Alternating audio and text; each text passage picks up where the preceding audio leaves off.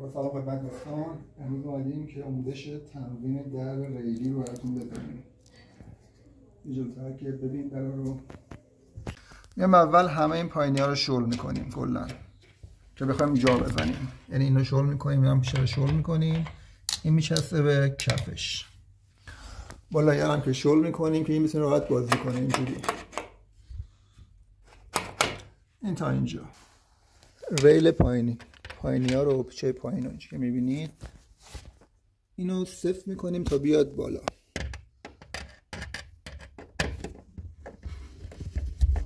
اینو صفتش میکنیم،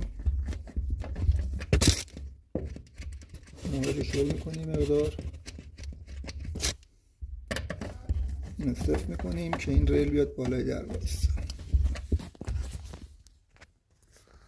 الان ناکنید اینجا رو، این باید یه ذره 2-3 میل در ریل بیاد بالا. از دوباره اون ورش هم همینجوری ریگلاژ میکنیم. پایینا رو که چیز کردیم بعد این در بالا در حدی که فقط این پایین نیاد. این پایین اینو میبندیم بالا، این پایین نیاد که در نیاد از جاش. الان میبندیمش، من بازه.